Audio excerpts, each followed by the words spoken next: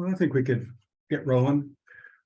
Hello, everybody. It's nice to have you all with us today.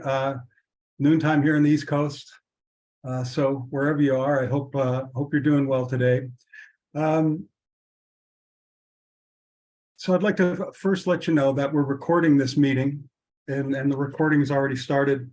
And if you could please take your names and just put your first name and your organization's name down. If you could just take a little bit of time just to do that, because we're going to try to get a sense of who all has joined us today, and it'd be helpful if we had your name and your organization's handle as well.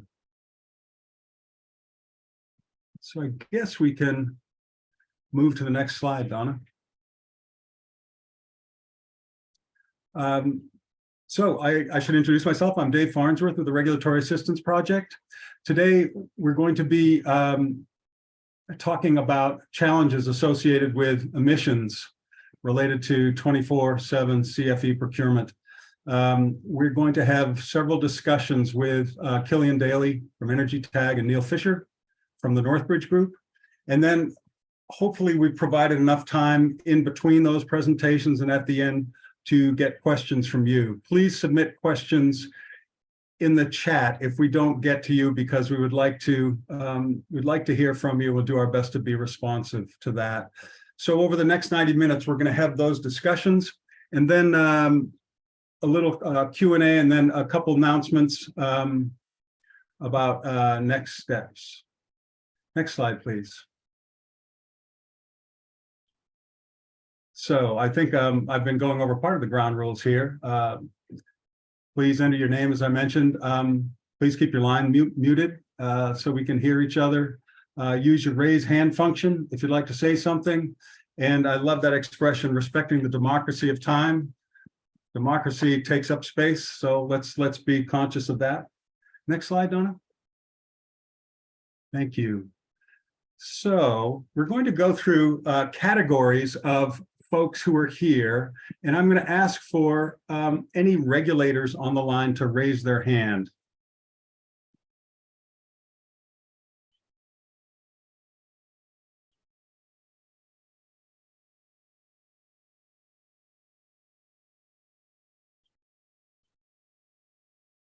Very good.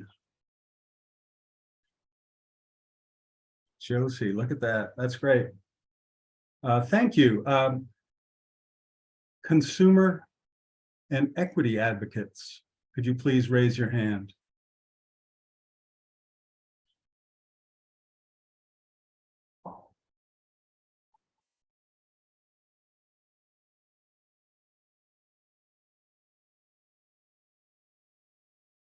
Well, you're all welcome. How about utilities?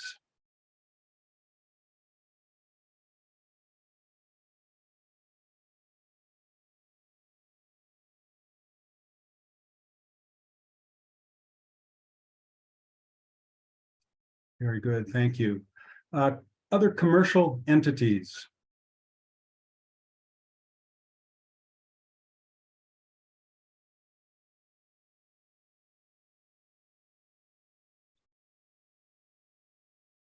Great, once you've raised your hand, you can feel free to lower it. Local governments, CCAs. If you find yourself caught between two categories, we won't hold it against you. It's okay.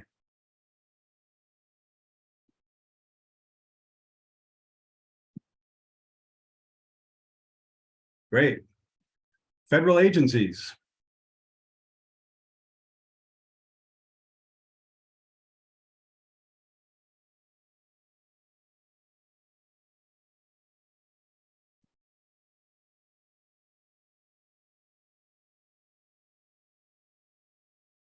Energy companies.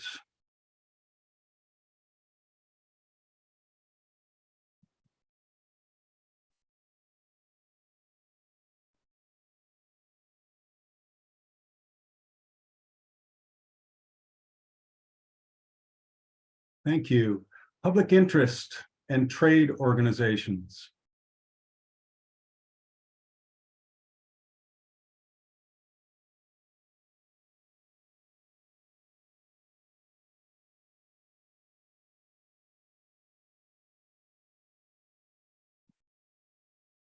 Great. And emissions experts.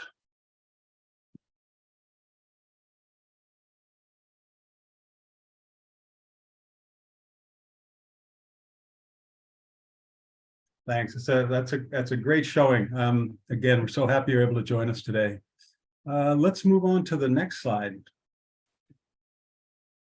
So what we're going to do in the large part of this meeting today is talk about emissions challenges, tracking, verifying emissions associated with procurement, CFE, and then emissions associated with a power system where CFE is being procured.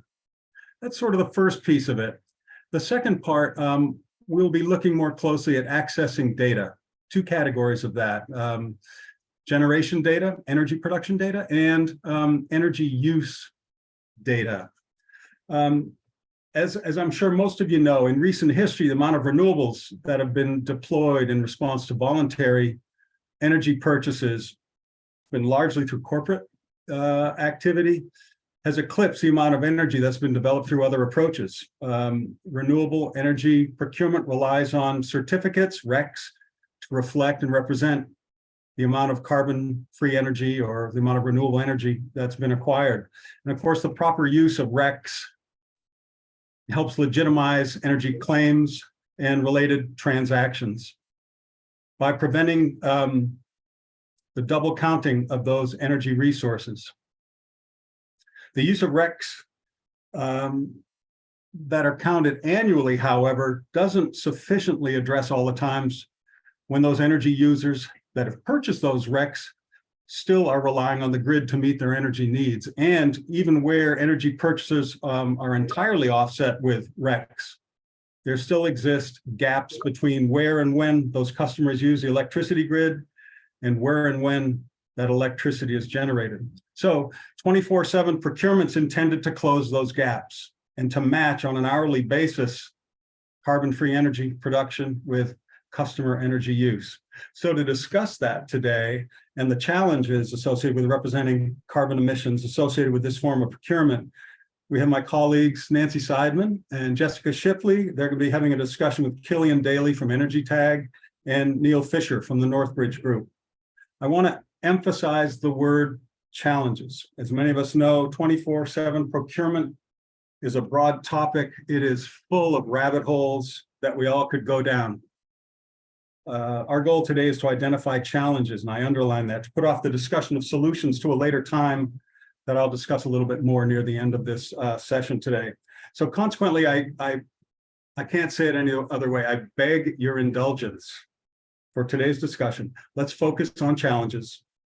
In subsequent meetings, we'll be hearing from many of you about solutions, but today's workshop is challenges with accurately representing and tracking emissions associated with 24/7 carbon-free energy. That's enough of me. The microphone is yours, Jess Shipley. Okay, thanks, Dave. And thanks everyone for joining us today. I'm going to kick off our conversation with Killian and Neil. And we're going to give Killian the ability to share his screen, I believe. And while we're doing that, I'm going to introduce him. We're starting with Killian, and then we'll have Q&A with him, and then we'll shift to Neil. So for those of you who don't know, Killian is the Executive Director of Energy Tag, which is a nonprofit focused on enabling hourly electricity tracking to transform clean energy sourcing and redefine what it means to be 100% clean.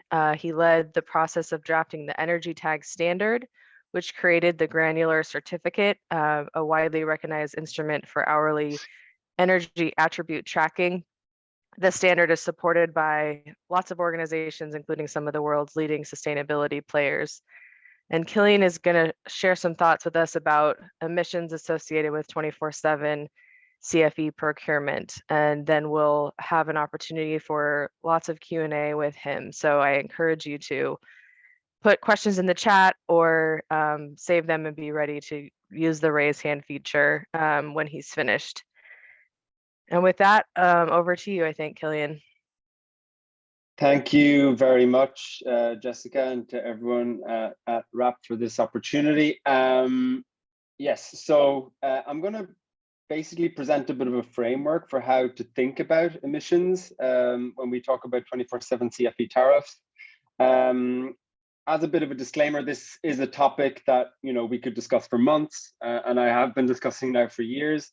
So please do forgive me if you are aware of some of these concepts already, but I think it's really important to set a kind of a basic framework that we all can use as a basis for these discussions, and then obviously Neil will kind of get more into the details of some of the challenges around this later on in the session. So first of all, just a little word about energy tags. So it's like a global granular tracking harmonization initiative. It was founded in April of 2020. We had a white paper launched in May of 2021. And then last year, we published our standard and guidelines, which basically sets forth a series of criteria and recommendations about how to do hourly energy tracking. Today, we normally do annual or monthly. And so we brought together, as was mentioned already, some of the leading experts there to put together this standard and guidelines. And at the moment, we're actually auditing some schemes to do this hourly matching and tracking. We also have a series of projects within Energy Tag that are demonstrating that the technology for this exists and works well. And we also do a bit of policy work, sharing information about, what we're doing, what the updates are in terms of energy tracking, both in the US and Europe. For example, we've been working a lot on the clean or green hydrogen topics, both in the United States for the Inflation Reduction Act 45V tax credit, and in the European Union for the Renewable Hydrogen Delegated Acts there, where, talking about 24/7 accounting and emissions accounting, hourly tracking is really central to those discussions. These are some of the organizations that support our standards. Go to our website. It's all there in the publication section. I invite you to read them if you're brave enough. There's quite a lot of detail. A lot of major US stakeholders have been involved there since the beginning as well. About half of our advisory board, including the likes of Google, Microsoft, Emirates, AES, is US based. So this is really, even if we're based in Europe, the core team, this is very much a global initiative. So where do electricity emissions come from? Very basically, they come from the grid. So if you're connected to the grid consuming megawatt hours, by default, you count your emissions based on the grid average. So like whatever the overall generation of that grid you're located is on, you basically take all the emissions there, divide by all the megawatt hours, and that gives you what we call your emissions factor. So that would be like your pounds of CO2 per megawatt hour. And you basically take the grid average as a kind of a default position. All the CFE, all the fossil, everything in there. That's the, let's say, starting point of how we think about emissions when we think about what are the emissions of my electricity supply. However, obviously, many of you will be familiar with the concept of contracting for specific emissions attributes. So this concept has existed now for a number of decades, where you can specifically purchase through contracts the right to claim, for example, zero emissions electricity, as demonstrated by energy attribute certificates, or RECs, as we refer to them in the United States, IRECs internationally. So that's the common term there in the US is REC, but that just means that I've actually paid money to claim the zero carbon, usually attribute of electricity or renewable electricity. So that's the basic framework. There's many nuances to this, but I think that's the basic thing to keep in mind here is that, you have a grid mix that is delivered to you by default, or you can go out and specifically procure via contracts the right to claim CFE, carbon-free electricity production. When we think about 24/7 tariffs, there's a slight nuance that is introduced. So energy attribute certificates typically track on a monthly or annual basis, and usually over a continent. When we think about 24/7 tariffs, usually we're thinking about more granular types of accounting. So you're buying contracts, of course. This is all about contracting for CFE resources every hour, usually on the same grid. These are two key concepts that most CFE 24/7 buyers are looking for. Using granular certificates. So like granular certificates are basically just part of the energy attribute certificate family, but they're time-stamped. Okay, so you know the hour or a half hour, depending on what's being issued, but at least the hour of energy production. And that's a piece of information you do not have today on a rec. And that's the same all around the world. Typically, you don't have the time of production, which actually makes it not the right instrument to do a 24/7 type tariff. For that, we need granular certificates, which is basically a time-stamped energy attribute certificate. There's also two ways of looking at emissions that we hear about a lot. So there's attributional emissions, which is the emissions associated with the production of supplied energy. So actual measurable emissions from the production of electricity. And there's also another metric that is called consequential emissions, which is basically a modeled estimate of the change in system emissions because of an intervention. In this case, because you bought energy, then I caused this this change in overall grid emissions. For the purposes of this discussion and for 24/7 tariffs in general, we use attributional accounting. I can get more into detail on that in a bit, but that's the important thing to keep in mind here, because that really is the type of accounting that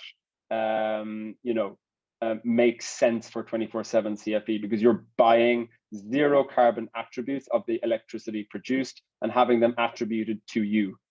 And if you do that every hour on the same grid, then you end up being at zero. That is different to buying a potential offset of emissions that you've caused on the grid based on kind of a modeled number. So the type of accounting we're looking at here is attributional carbon accounting. Is hourly tracking available in the US? So, the standard systems are annual matching. Two of the biggest US registries, so RECs or EACs, are operated by things called REC registries. Basically companies who issue, transfer, and cancel these certificates. And two of them now are actually offering already hourly tracking or granular certificate tracking. MRETS offers it basically across most of the US already on a voluntary basis, even outside its compliance zones. And obviously PJM, their GATT system, also offers hourly tracking as of today. And I know a number of other registries are actively working on that also. Obviously, the energy type standard can help to harmonize this. We do believe in standards. Obviously, we do believe that it's going to be easier for consumers to operate in these markets if it's done in a harmonized and standardized way. And when they buy a GC, well, it basically means the same thing whether you're buying it in Washington or Florida or New York. And if it does mean something different, then these markets will obviously suffer from a kind of a friction that isn't desirable. So just to give a very quick example of what an emissions calculation actually looks like. This is a bit of a scary equation, but it's actually a very simple one.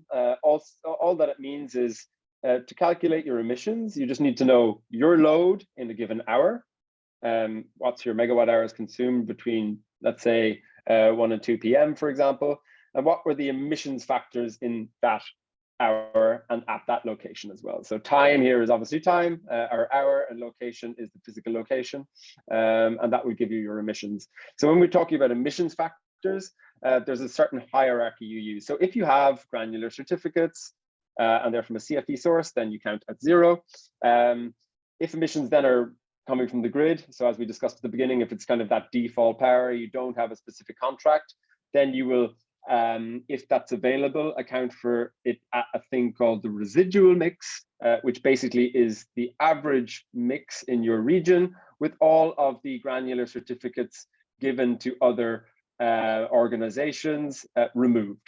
So there's no double counting. In the absence of a residual mix, then you use the grid average. That's basically the simple hierarchy of how we think about what emissions factor we use when doing the calculation for emissions in a given hour. Load, some of your load obviously is going to be covered by contracts, so covered by granular certificates. In this example, between 10 and 11 p.m., we say 7 megawatt hours is covered by GCs, and then there's 3 that we have no contracts for. So we must account for that at the residual mix of the grid, or again at the average if the residual is not available. So we have our megawatt hours here, and we also have the relative volumes of contracted and non-contracted energy, and that basically gives us our emissions for this hour. Okay, so that's a simple calculation. You multiply megawatt hours by pounds per megawatt hour, and that gives you pounds of CO2. You just repeat this calculation for every hour of the year, and that will give you your yearly emissions from a 24/7 type tariff. Obviously, if it's a full 100% 24/7 tariff, then your GCs are going to cover this bar will be blue for every hour, right? You'll have contracts covering all of your load, and obviously then you will have a 0 emissions claim using hourly accounting. Just to maybe wrap up before we can go to some questions from Jessica, just to highlight again, like why we're doing this, I suppose. Today we typically have RE 100 type tariffs, so 100% annual. That's been great. It's got a lot of renewables built, but obviously it forgets things like flexibility. You can be 100% renewable without having any storage in your portfolio, still relying quite a bit on gas balancing or other fossil balancing, for example. So we're not incentivizing flexibility and storage with these tariffs. With hourly, you obviously are. You're thinking about flexibility, you're thinking about every hour of the year. And obviously geography comes into it more as well, whereas with RE 100, it's more continental and like a North American type boundary where you can contract for renewables in Florida to claim in California. With a 24/7 tariff, we tend to look for deliverable electricity coming from the same grid. That might be the same balancing authority, for example. So I hope that that's been useful in setting up a kind of a framework for how we have these discussions together over this session and over the coming months. So maybe I'll pass it back to yourself, Jessica, if you have any questions for me. Yeah, great. Thank you, Killian. I was just wondering if you could I want to sort of reiterate for everyone this last point that you were making, which is why we need 24/7 matching and why the RE 100 or annual matching of 100% renewables isn't good enough. If you could just reiterate some of those reasons. Sure.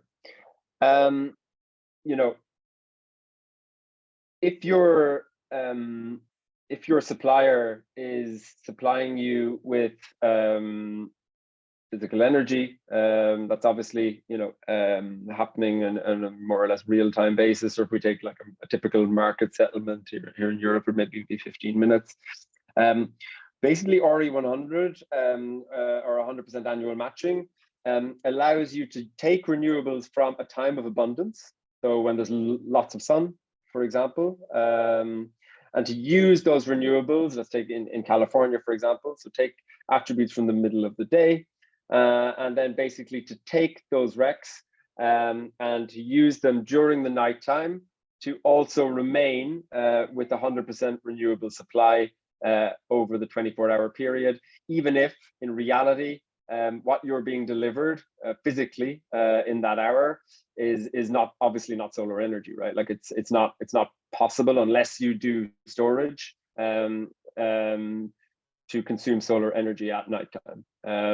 So if we have an accounting system like that with this flaw, it basically removes the incentive for markets, for consumers to actually go out and contract for storage. For example, in this California case, with hourly accounting to be 100% renewable or 100% CFE, well, then during the nighttime, they're going to have to find carbon-free energy, whether that be from, I don't know, geothermal, whether that be from building a battery and storing the renewables from the daytime.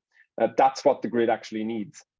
Being 100% annually renewable, it gets you a part of the way there, but ultimately, once you're 100%, you're probably going to stop. You're Mhm. going to stop your energy transition once you're at 0 or 100. And the issue today is that, you know, the metrics that we're using are not properly representing the full journey that we need to go on, so that the grid itself gets to a deep or full decarbonization. Great, thank you. I just want to acknowledge questions coming in the chat, and we will get to those. Thank you for submitting them. My second question for you is, when you're accounting for CFE, do you count the existing carbon resources on the grid or only new resources? That is, you know, if that depends on the buyer's preference right now, right? If you look at the carbon-free energy compact, so the 24/7 compact, they have 5 principles. So this is the one run by the UN, Sustainable Energy for All, with like 110 signatories. They have a principle around, obviously, hourly matching, deliverability, and encouraging new supply. You know, obviously, we need more clean energy. We need more new clean energy. However, some buyers, you know, prefer to include only new, and some others, you know, find it fine to contract existing resources. There's no, you know, agreed standard on that yet. Okay. So that question is still an open one, and I think a really good and valid one. Okay, great. Thank you. Nancy, do you have a couple questions? Yes, Jess, thanks. And Killian, thank you for the presentation. My first question goes back to attributional and consequential accounting. Mm-hmm. And could you reiterate the differences between those again and explain whether you think one is more suitable to 24/7 and why? Because I think that's a key point we're hoping to come to agreement on today. Sure. Yeah. So, well, like fundamentally, what attributional accounting tries to do is take all of the emissions from production and allocate them to all of the consumption in a given time period. So that's the fundamental mechanism. You know, in the context of a 24/7 tariff, it obviously, you know, if you're purchasing attributes, these are unique attributes, and you're having them retired in your name, then you and only you can claim that CFE. That's how these market-based accounting mechanisms work. And obviously, as the purpose of a 24/7 tariff is to deliver zero carbon, you know, electricity produced with zero carbon to the consumer on an hourly basis, this is the type of accounting that naturally emerges from the basic procurement or supply approach. Consequential accounting is different in that it tries to estimate the emissions changes on the grid because of an intervention. So, you know, obviously there's a counterfactual analysis that has to happen. It's like, you know, I've taken this action and the grid emissions are now this. If I had not taken this action, the grid emissions would have been this. So it's a very different approach, and it's obviously something that cannot actually be measured. You can't put a meter somewhere and measure that. You have to do a modeling analysis. It's not to say that this is not a useful number for decision making, for, you know, seeing where we site plants, etc. But it's definitely complex in terms of attributional accounting using energy attribute certificates. Typically, the information on an energy attribute certificate is kind of more or less fact-based. It's you know, it's the time of production, it's the source of energy, it's the location of energy. It's not a kind of a modeled number that is used to estimate a potential change in system emissions. You know, that would require further thought about how that number would be calculated. Today, there's no standard available for actually calculating consequential emissions. So, you know, I think there's kind of a couple of things there in terms of using this for accounting. that would need to be addressed first. And obviously, naturally, attributional accounting of zero carbon energy to a consumer. That is the point of a 24/7 tariff. That is literally its definition. And therefore, this is the right type of accounting to use when we're conveying to the consumer, well, what's the emissions of your electricity supply. Great, thank you. That was very helpful in clarifying and reiterating. So since we're fortunate that you're zooming in from the EU, wanted to ask a question about the landscape there. What's happening generally, obviously, big picture in the EU on 24/7. How does it compare to where we are and what we're doing here? Not necessarily just in this project, perhaps. And what have been some of the challenges in the EU that you think could help us in the US? I know it's a big question. Yeah, no, but it's a great question. Clearly, the hydrogen question has transformed how people are thinking about 24/7 in the EU, and has accelerated enormously the whole movement and the whole ecosystem. So the EU published its rules a couple of months ago for renewable hydrogen, and basically, to qualify hydrogen as renewable after a transition phase, you'll have to do hourly matching, you'll have to do deliverability, and you'll have to prove new supply. So this is basically the 3-pillar rules that they've adopted in Europe.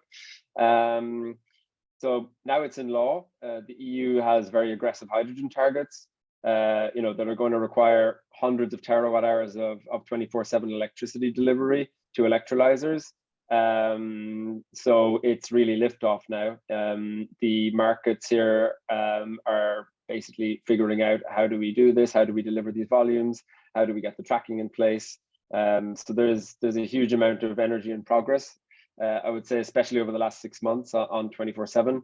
A lot of that has been driven by hydrogen, but not only. There's also different voluntary initiatives, different governmental mandates as well. The Irish government, for example, is looking at 24/7 requirements for placing of data centers. So there's a lot of interesting things happening. There's also general updates of the European tracking systems, so our energy attribute certificates. They're being changed and becoming more granular as well. I think in terms of what the US can learn. First of all, on the registry side, actually the US is actually advancing quite quickly. So the likes of Emirates and PJM have moved quickly, offering hourly tracking now across a lot of the US. The EU has a more rigid regulatory framework, meaning that hourly tracking is going to take a bit longer to do there with the guarantee of origin, so with our standard instrument. There's obviously still ways of doing it anyway, but with the standard instrument, it's going to take longer than the US. I think some things that maybe Europe has been doing that maybe the US could learn from is common standards. So the EU has common standards for EACs or RECs. We have a residual mix calculation at a kind of a federal level as well. I think that would be very, very useful in the United States to enable these tariffs. And yeah, just general coordination between the REC systems really helps, especially as we add complexity with emissions data, with calculations of things with residual mixes. I think that kind of coordination would be really helpful in the US, and it's something that we've had in Europe probably for the last decade or so. That's great. I noticed we were wandering a little bit over into solutions, and I know, as Dave admonished us to stick to challenges, but I'm sure it's partly the way I asked the question. But it sounds like there is a lot for us to learn. Could you learn from the EU, and perhaps things the EU could take. Yeah, absolutely. I was just at a meeting this morning, actually, with with the European wind and solar industries. Those folks in the US on the call as well, from some of the big corporates there, from WRI, discussing actually 24/7 contracts. Like, you know, one challenge I think we need to think about, and this has probably been covered a lot here as well. It's like, you know, standardizing contracts, taking the friction out of these deals. You know, a lot of the work we've done with like things like annual PPAs or annual tariffs, that's like 80% of the work, or 90% even in most cases. A lot of the contractual terms won't change, but there's going to be nuances we need to think about. You know, what happens if you don't deliver the attributes in the right hour?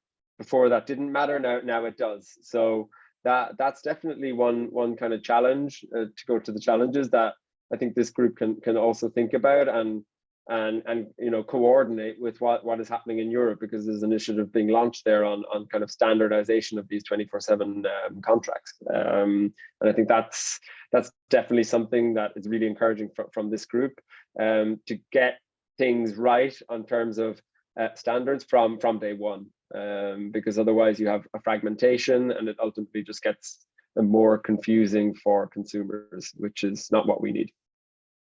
Oh, that sounds like a perfect fit with this project.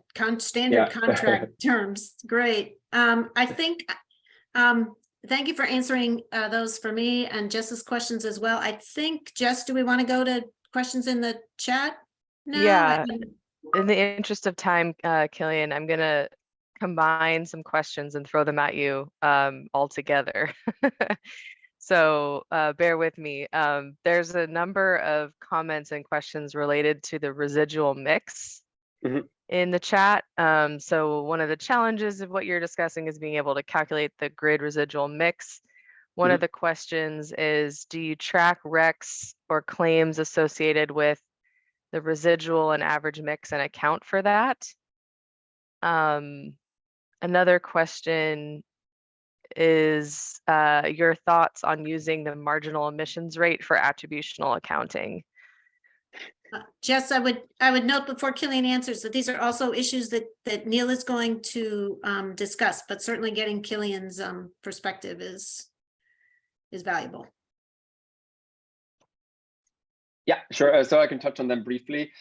Just on the residual mix, you know, in Europe, there is a residual mix calculated for each country. I know that CRS do something as well in the US for green RECs, so it's not quite all RECs. The basic mechanism there is you take all production, let's say in a year, because today's residual mixes are in a year. You take all production in a year, all megawatt hours, all emissions from that production, and then that gives you the average mix. You divide those two numbers, and then you subtract all RECs from that, basically, right? Like, so you subtract all energy that has been contractually allocated to someone else, and then the residual is what, you know, no one else has claimed, basically. So that is I hope I've understood that question correctly, but that's the basic mechanism there. Obviously, an hourly residual mix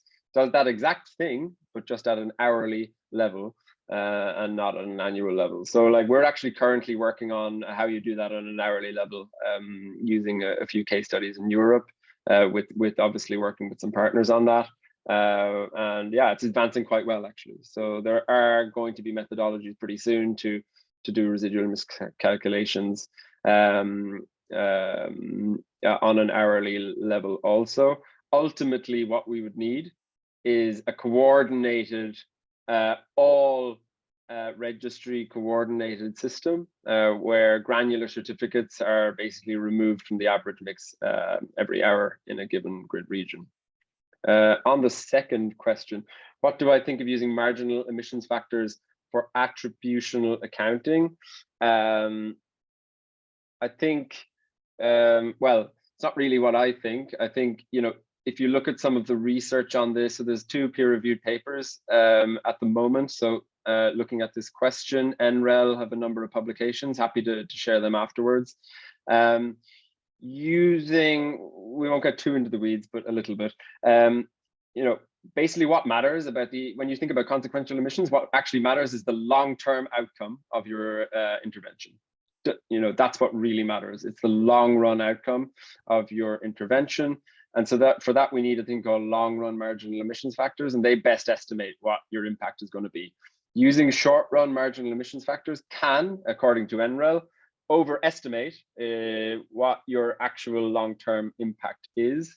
So if you're referring to using short-run marginal emissions factors, based on at least NREL's analysis, also Princeton have done analysis on this, I would be, be cautious about the effectiveness of that as a kind of a deep decarbonization strategy. I think there's still questions there. And then obviously, as I discussed already, if we're going to use them, if those questions were resolved, then in any case, we would have to have a standardized method for calculating marginal emissions, because it's based on a counterfactual modeling. So there'd have to be a standard method. And we'd also have to have an attributional accounting mechanism, because the marginal plant, so the last plant to dispatch, obviously not all consumers can claim to have, avoided it being dispatched. Then you would have a double counting issue. And the number one rule of attributional accounting is no double counting. So we'd have to think about an accounting framework that would kind of make that work if we were going to use marginal emissions.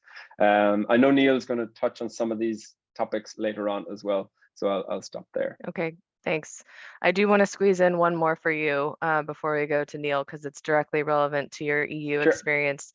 Did the regulators in the EU have any major concerns when Energy Tag rolled out, and how did they overcome them? Is any regulatory or legislative body requiring 24/7 for voluntary products? So basically, Energy Tag, the folks who set up Energy Tag and still are heavily involved in it come from the regulated European system. We work really closely together, and we've been definitely trying to help modernize the EU system. Our goal is not to replace the European Guarantee of Origin system. That is a regulated system in Europe. Our goal is to develop a set of voluntary standards that we hope can be used by the regulated system, and we've already seen that start, to be honest, in some of the regulatory updates that are being announced this month, to modernize and enable granular certification. So we're in regular contact with the regulators here in the European Commission to keep them up to date of what we're doing, and hope that they can learn from what we're doing. Obviously, in other regions of the world, there's different types of regulatory setups. Some countries don't have REC systems, so that the effort to globally harmonize hourly tracking is obviously, in my view, is a useful one anyway. And where there's regulated systems, we're not here to replace those. We're here to help inform potential evolutions in those. Okay, great. Thank you, Killian. And I think with that, we're going to shift to Neil. So I want to thank you for your insights and for sharing those slides. And yes, we will share the slides after the workshop, so everyone will have a copy of Killian's and Neil's slides. Neil, can you share your screen? And while you do that, I'm going to introduce Neil Fisher, who's a partner with the Northbridge Group. He provides economic and strategic consulting services. He's worked with clients to develop recommendations to modernize greenhouse gas accounting and reporting policies, evaluate emerging clean energy technologies, and achieve carbon-free procurement goals. We're really glad to have Neil here today to kind of pick up where Killian just left off and discuss data needs for tracking and accounting for emissions and some of the challenges associated with that data. So similarly to how we did with Killian, we're going to have some questions for Neil, and then we'll come back to the chat for your questions. So encourage you to continue submitting thoughts and questions in the chat. And with that, I will pose the first question, I think, to you, Neil, which is, what are the key ingredients for attributional hourly accounting? Well, first, I want to thank RAP for inviting me. I'm really excited to be here. I love talking about this topic. And I also want to thank publicly Killian for the work that Energy Tag is doing to develop granular certificates, a really valuable decarbonization tool. A few weeks ago, a Bloomberg article stated that utilities and retailers hold the key to 24/7 carbon-free electricity, or CFE, and I really agree with this. And much of my career has been spent working with clients balancing supply with demand, either from a physical reliability or financial hedging perspective. And suppliers have been doing 24/7 for a long time just with fossil fuels. So to address climate change, we need to learn how to do this balancing with CFE resources in a reliable and affordable manner.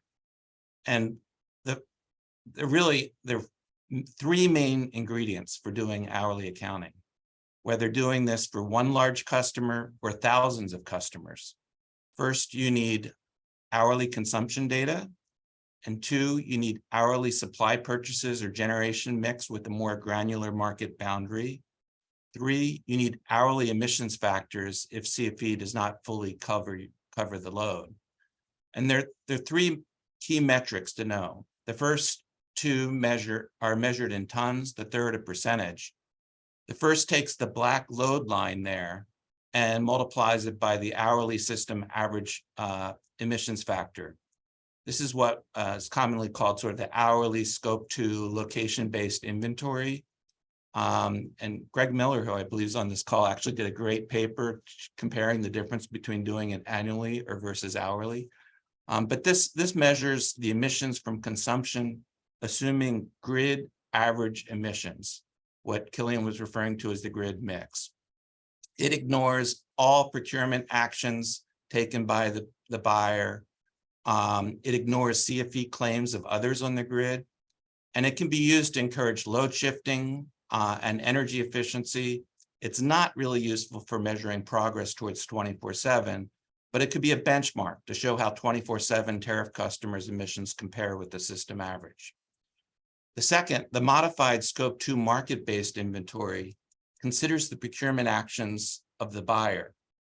In hours where you don't have CFE, what's labeled that non-CFE, you take that non-CFE supply and multiply it by the applicable emissions factors to get tons.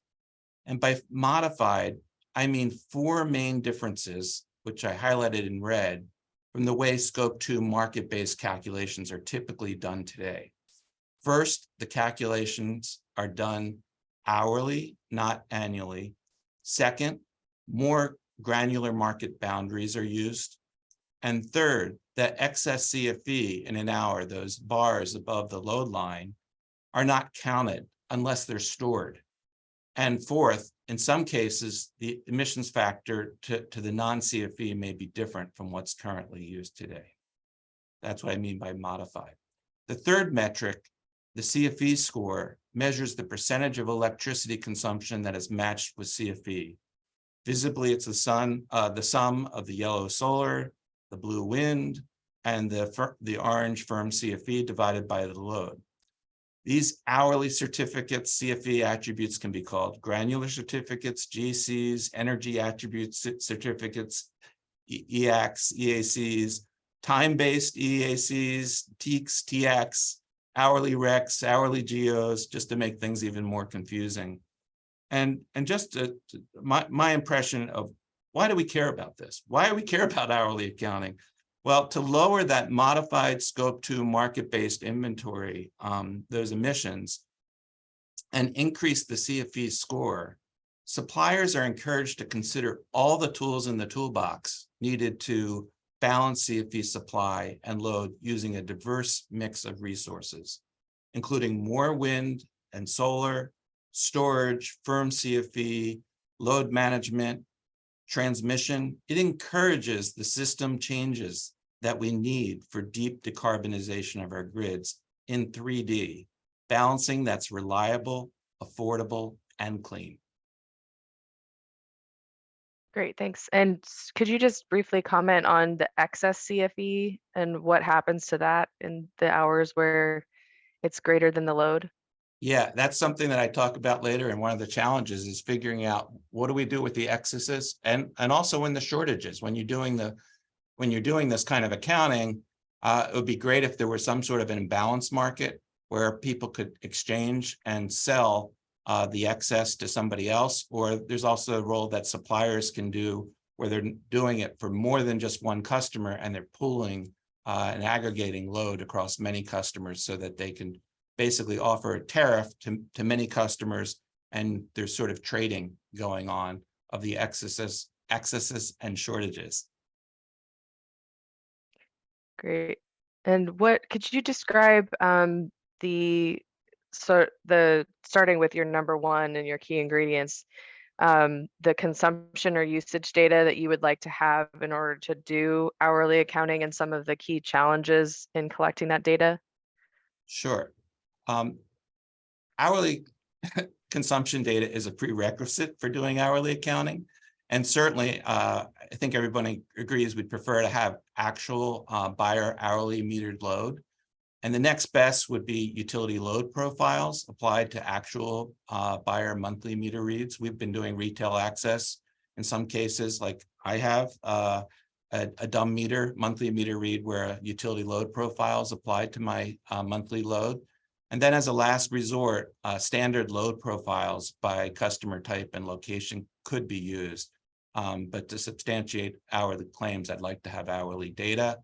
But as far as consumption data challenges, usually the first thing I hear from large customers, even if they're interested in doing 24/7 accounting, is I don't have access to my hourly load data.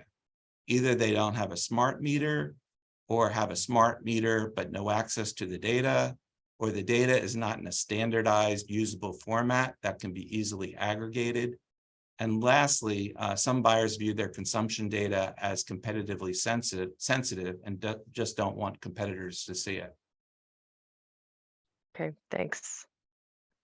I think we're going to move on to some of the issues related to supply data. I think, Nancy, you have a question? Yes, great. Thank you, Jess. Thank you so much, Neil, for participating today and with your presentation. So we're shifting a little bit now in the conversation, and we're switching to supply and generation issues. So when we're talking about a restructured distribution utility, a competitive supplier purchasing CFE for its customers, or we're talking about a vertically integrated utility that owns generation, how would you suggest we start thinking about 24/7 hourly accounting? Well, I'm not going to get into the solutions, but I would say that I will hint at some maybe. But if anyone out there is looking for a topic to write a dissertation, please contact me, because this slide is really important. And many people talk about 24/7, but often they're measuring or analyzing different things. And so I think a lot of the questions, even in the chat today, we're kind of getting at some of these issues. Let me try and explain what I think are some of the key issues. There are really three flavors of purchase CFE. The first is mandatory attributes to satisfy renewable portfolio standards, clean energy standards. Most are familiar with these. These are RECs, are claimed, retired. These programs vary by state. There's different definitions, what's included or not. Most agree that we need to maintain the integrity of the existing mandatory programs, like Killian was saying, while ensuring that there's no double counting. So people generally agree about that. The second type is what I call utility non-bypassable CFE. This CFE doesn't qualify or meet RPS requirements, but it's mandatory. Think hydro or nuclear rate-based generation in regulated states without retail choice, or in restructured states, nuclear life extensions backstopped by legislation and non-bypassable utility distribution charges. Nuclear and hydro make up almost 3/4 of our existing CFE in the US. So it's a big deal. And in many cases, these EACs are not registered, they're not claimed, they're not retired. And so key issues to resolve are who can claim this utility non-bypassable CFE? How is it allocated? Should or can it be sold for voluntary procurement? And if not claimed, what happens? Does the CFE go into the residual mix and get counted to satisfy 24/7 or other voluntary claims?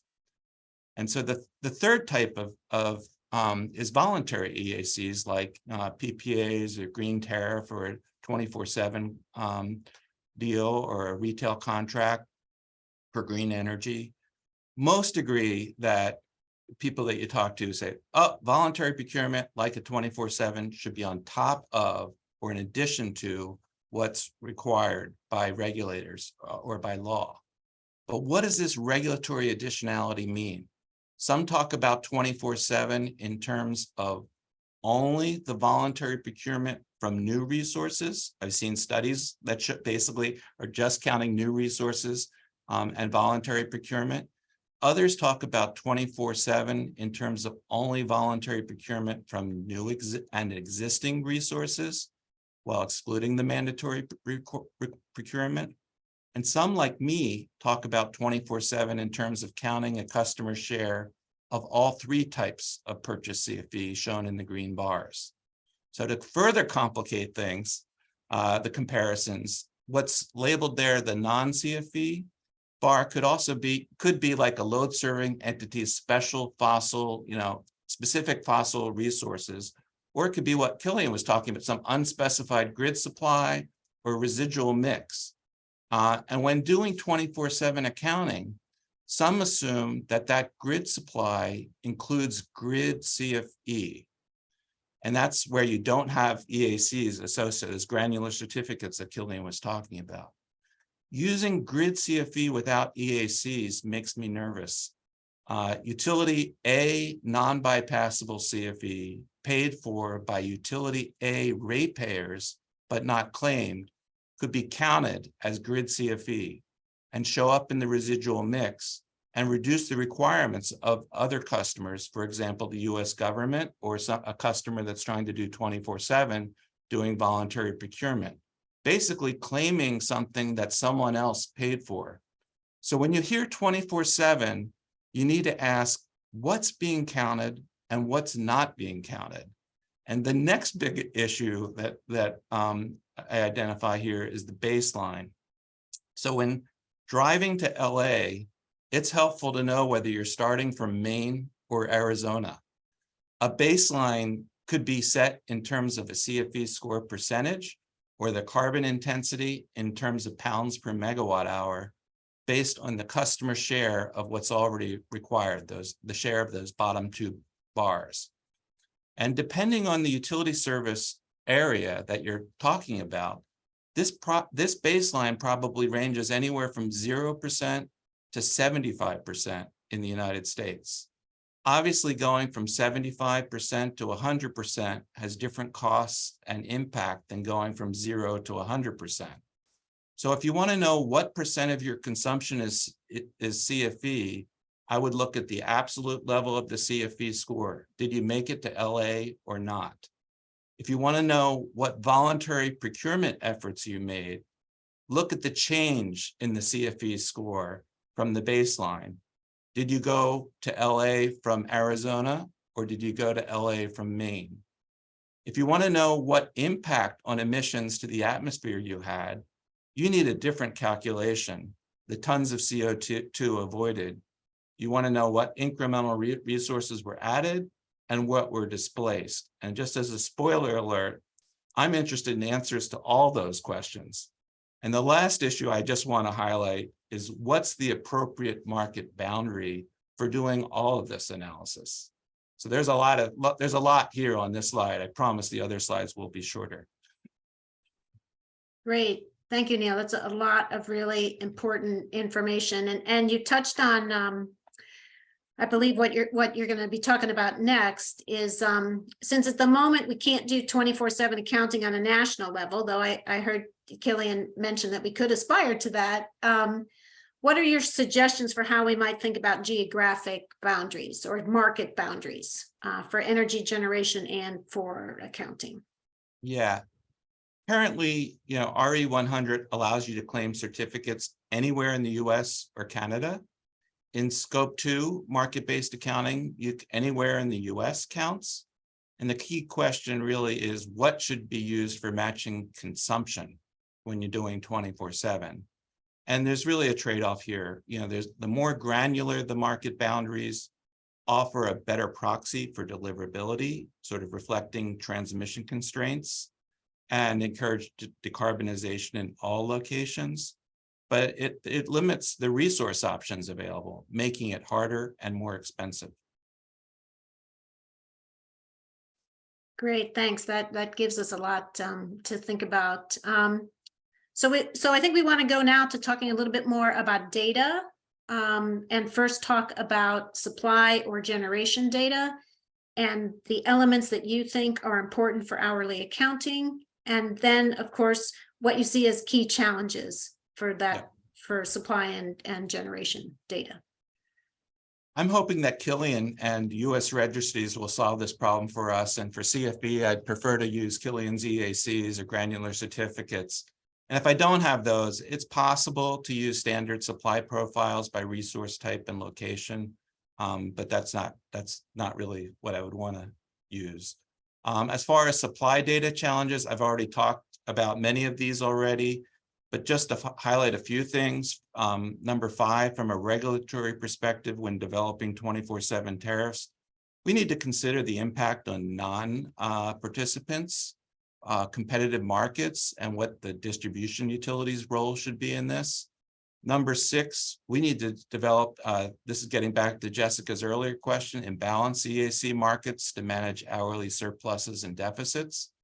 And number 7, we need to align mandatory RPS, utility non-bypassable, and voluntary CFE so that they complement rather than compete with one another. If I've already done 100% annual matching, that translates probably into like 50 to 70% hourly matching if those resources are in the same grid. And so, and a number of states have gone and passed RPS, RE 100 or RPS 100% or clean carbon-free electricity standards out into the future. And we have to figure out, well, how do these things interrelate with each other? If you do one, do you get any credit for the other? That's great. There's a lot of food for thought there. And if I've been tracking some of the chat correctly, there's some questions about some of these. So maybe we'll get a chance to come back to them. But I know there's one more issue you want to talk about, and that is, or we want to hear from you about, I should say. So for the hours when we need to account for emissions from the non-CFE generation, can you tell us a little bit about emission factors which are appropriate and what you see as the challenges? I know Killian touched on this a little bit, but here's a chance to elaborate and help inform all of us about these issues a little more. Yeah, I think for non-CFE, when you don't have the EACs, you should first use the supplier-specific emissions factor from your supplier. And that, I think everybody agrees on that. And then the protocol, the hierarchy basically says, then residual mix. But to be honest, we really don't have a residual mix on an hourly basis, and in many cases on an annual basis. And in the US, we really don't track a lot of that non-bypassable utility CFE that's mandatory yet. So as a last resort, I would say, and if you have none of the above, I believe that the EPA's eGrid fossil fuel output or non-baseload emissions factors should be used, and both of which remove CFE generation and are higher than the system average. This would avoid the double counting of the CFE and encourage you to get the attributes. And the other thing I just would say that the challenges with the emissions factors really gets to getting the hourly data and then figuring out what the right hourly emissions factors applied to this grid supply or unspecified supply. There are really two approaches that need to be kind of worked out. One that are being considered. One is this residual mix, that sort of a top-down that Killian was describing. You start with the system average regional emissions factors and remove all supply claims. Well, then we'd have to track all supply claims accurately and allocate that accurately. And the other is another approach, which is basically a bottom-up approach where customers or their LSC buy and retire the hourly EACs to substantiate 24/7 hourly claims. And without EACs, you assume fossil or the non-baseload emissions factors. Finally, just while the methodology and the data needed to do hourly attributional accounting is still evolving and customers' procurement goals vary, I just want to say that really there's been a lot of progress that has been made. And I see a real opportunity now and in the coming years to pursue this next generation procurement strategies with greater climate impact. And I welcome any questions, and I just say thank you. Great, thank you so much, Neil. Really helpful with you and Killian. Really nice blend of issues and challenges. I've got two questions that Jess and Dave have helped me to tee up for you. And then we'll see if we want to have another one for just you, or we'll go to more general, or maybe back and forth between you and Killian. So one question we got was about behind the meter and smaller resources. So what do you see as challenges for accounting for behind the meter resources, or what are about resources that are too small to afford joining a registry? The example was given for Oregon, where there are thresholds for participation in their tracking system. Because the point was also made that we don't really know how behind the meter generation is affecting emissions on the grid. Because obviously states are only doing their inventories and EPA's tracking just still the fossil emissions actually at the resources. So that's a big question.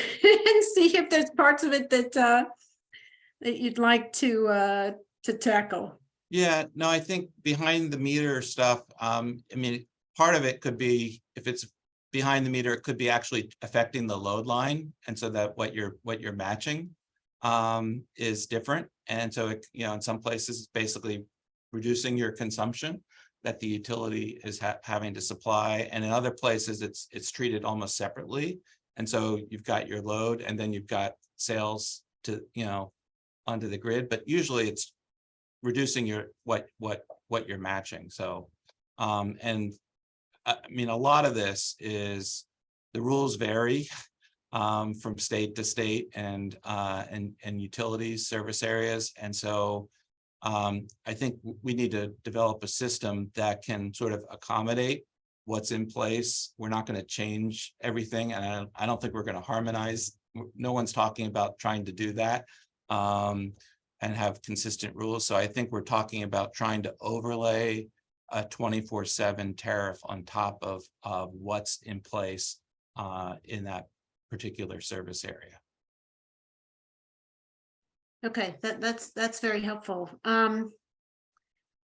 The second one is, how would you suggest addressing existing RPS requirements, which are typically for annual recs, obviously, as both of you have mentioned, and then can represent a meaningful percentage of the load from them? So I think the question is, how do you sort of how do we separate out annual and hourly and avoid the double counting, which both of you have mentioned? Yeah, and this kind of gets back at this chart here where you look at the mandatory RPS, the annual recs, and I know MRETs is gone, and registries are talking about how do you basically convert the annual or monthly recs into hourly recs, and they've been working on that to do that.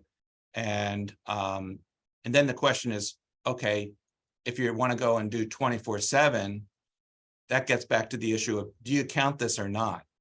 And I think this is a big issue, actually, because I tell you, I've talked to one of the largest companies in the world, and the first thing they said was, the biggest problem they saw was the challenge of aligning the mandatory markets and the voluntary markets. And these are sustainability people that I'm talking to. And, imagine if I told you, you have to pay for these mandatory, clean energy attributes, but you don't get to count it when you do your inventories. And so they were kind of put in the position, they said, that even though they were trying to pursue all these climate goals and looking at their voluntary procurement and signing PPAs and buying RECs and all the stuff, when their local, the state was then trying to increase the RPS requirements, they were like in a position where they were opposing that. And because they had to pay for it and they didn't get to count it. And so that's what I say. So if you do annual matching, even within the same grid, based on depending on what resources you look at, you'd have 50 to 70% matching on an hourly basis. And I would give you credit for that. I just want to make sure that so you're leaving from Arizona, not Maine, that you basically have done part of it. But the reason we want to go from annual to hourly is so that we have incentives so that you go from 50 or 70% all the way to 100%. And that's that's the additional part that I want to solve that problem and incentivize the kinds of resources that we need to complement wind and solar we need firm CFE, we need long duration storage, we need to build out more transmission. Those are all things that help facilitate, that get us from 50 or 70% hourly matching to 100% hourly matching.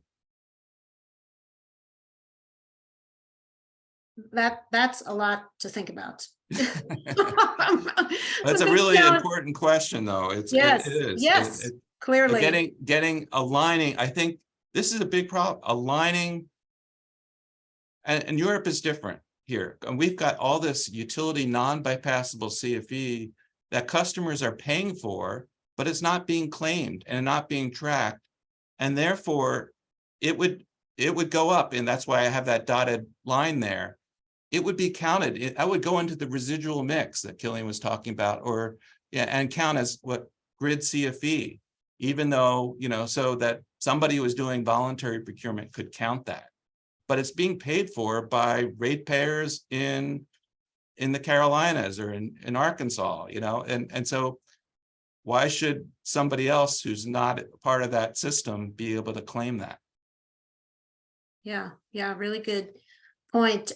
Before we go to some general questions, I thought, Killian, you might be interested in chiming in here about what we've been talking about recently. Then we're working on queuing up some of the questions you all have put in the chat. Yeah, absolutely. I think one point, there's been a couple of comments or questions in references to Europe. Yeah, we do have a different situation because there's really no more vertically integrated utilities. It is a bit of a different situation, but there is, for example, in Germany, there's been a lot of renewables directly subsidized by the state through taxpayer money, basically, and also through increased rates and specific parts of your electricity tariff for retail consumers paying for renewable expansion. So the similar questions do come up there. In Germany, actually, they don't allow certificates, EACs, to be issued for assets that have been subsidized by the government, and that's a way of them, let's say, making sure that those attributes aren't given to folks who haven't directly paid for their build out. Other countries have a different approach. They do allow those attributes to be sold to consumers as an additional revenue stream to help pay back some of that, pay back some of that money, let's say. So there's different views on that. You know, just a general comment. Of course, there are, you know, a number of challenges here, but I think it's good to keep in mind that, yeah, this is obviously worth it. There's going to be a pathway, I think, to resolving these, where we come up with, you know, good ways of finding intermediate solutions like load profiling, for example, before there's metered data on an hourly basis everywhere. Because anyway, with annual accounting, we are making very, very large assumptions about the profiles of energy. We're basically saying solar is base load across the year or a month. And also we assume largely the same for load when we do something like monthly or annual matching. So we already have like very flat profiling in our accounting. So anything we can do to be closer to reality, I think is going to bring us in the right direction. So that is just kind of one comment that I would have there to not discourage people too much about the challenges we have to face. I'd agree with that, and just say that, you know, anybody who's bought and sold electricity knows that not all megawatt hours are the same, and timing and location matter. And you know, there's a difference between buying unit contingent power whenever the sun's shining or the wind's blowing, and buying full requirements supply, which matches, you know, a customer's consumption. And they're different, and they cost different, and the value is different to customers. If I told you that you could only charge your phone when the sun's shining or the wind's blowing, or you could charge it whenever you want, I think you would prefer to charge it whenever you want. I think just maybe to jump in on that, you know, I think that's a really important point. Like before, in a previous life, that's what I did. I bought electricity, signed PPAs for a large industrial company called Air Liquide, a big hydrogen, oxygen producer. And yeah, you know, dealing with physical power markets, dealing with 15-minute settlements. And then I started to move into the carbon accounting side of the business.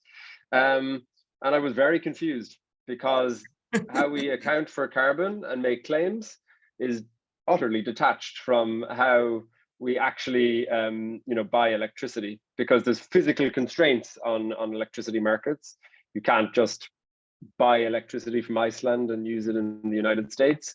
And you can't just buy solar energy at nighttime if you haven't stored it. So I think bringing those worlds together is like one of the key things, the key motivations for this whole movement, and for 24/7 tariffs in general.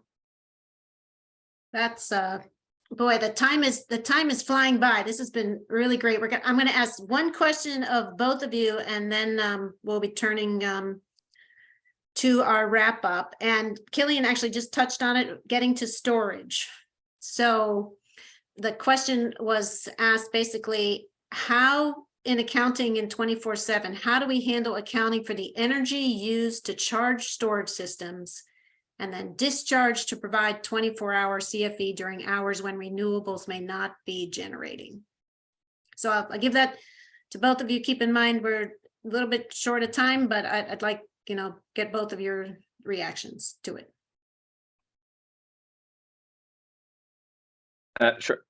Well, we so in the energy tax standard, we do actually have quite a bit of detail on our thinking on this question. Basically, I'll drop it into the chat there if folks want to read chapter 1.6. I won't go into all of the details, but yes, one of the key reasons for wanting to do hourly tracking is because you capture the value of storage. You charge, so you basically do matching. You have a storage battery that's connected to the grid that's consuming at a certain hour, and you also have like a clean energy production happening in that same hour, and you match the granular certificates and basically retire them for that hour into the battery. Then you leave them in the battery virtually. You account for losses, and then you basically reissue your granular certificate. Let's say 3 hours later, you reissue a certain volume of granular certificates when the battery is discharging to the grid.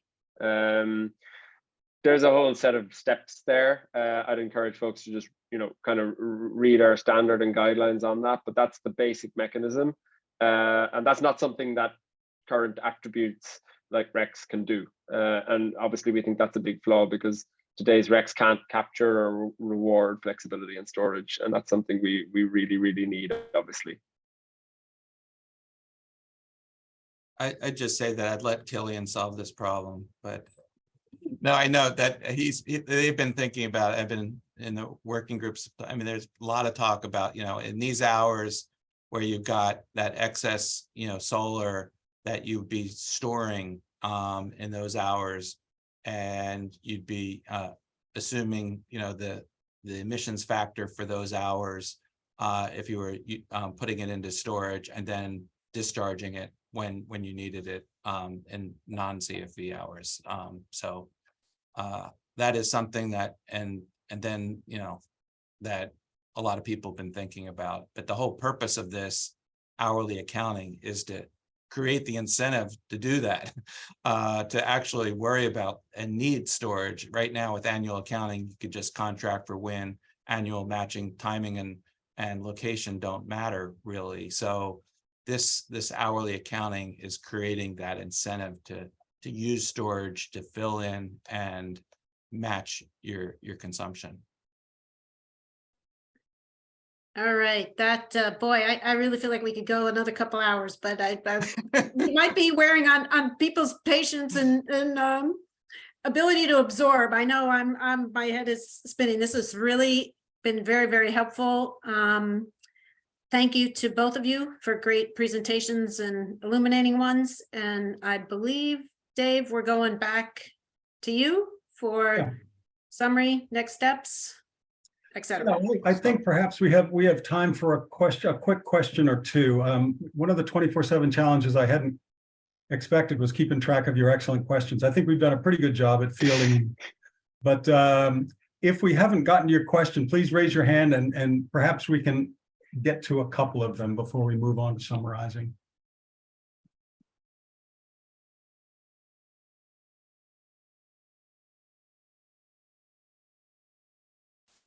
Nancy, I think folks are exhausted, sort of the way you just characterized it. So what I'm going to do is maybe we could just put up a slide summarizing things and let you know about our next steps here.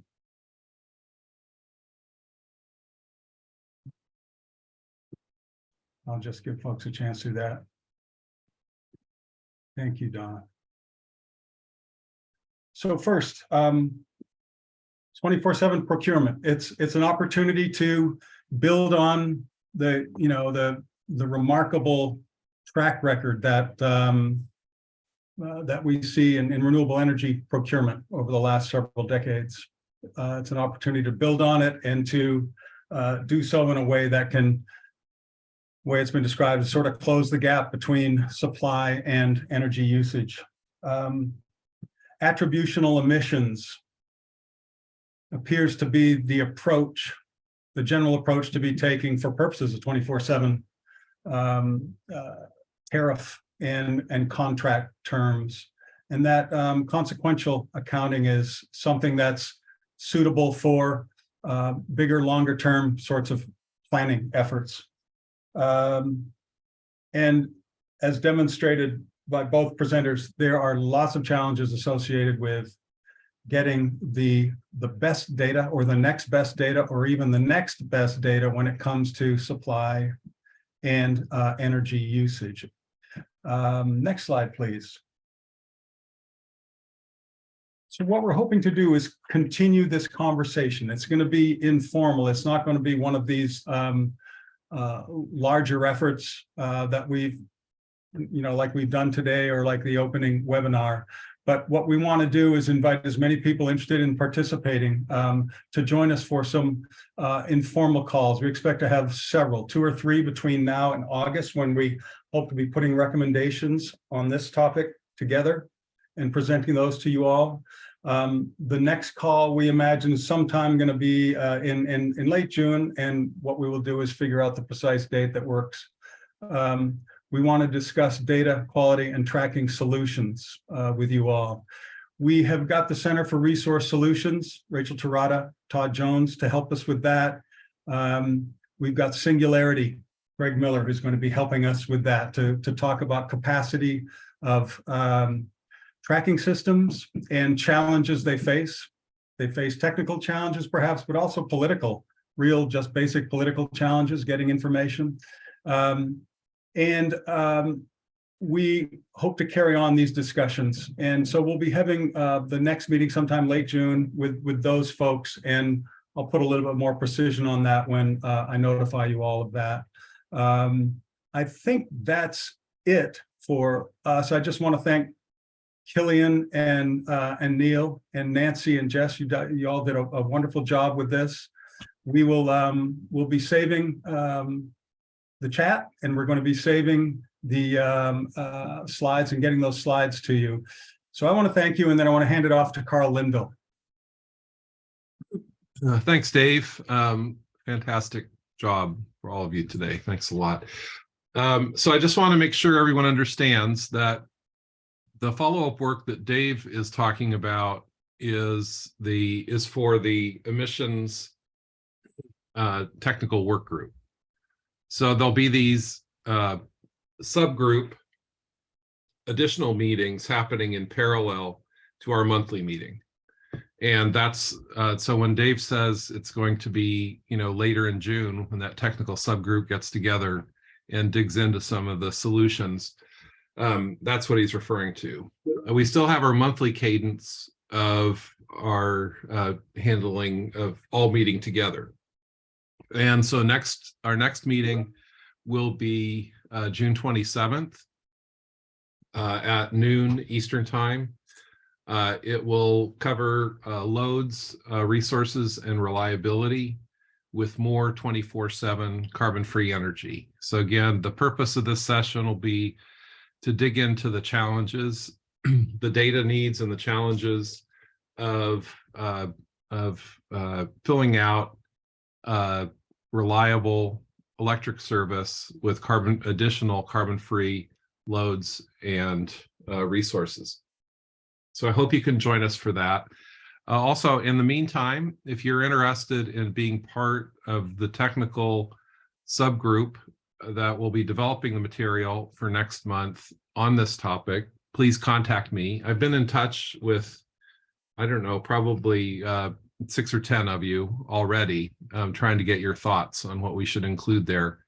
But everyone is welcome to reach out to me and let me know if you're interested in helping to formulate that session and participate in that technical work group.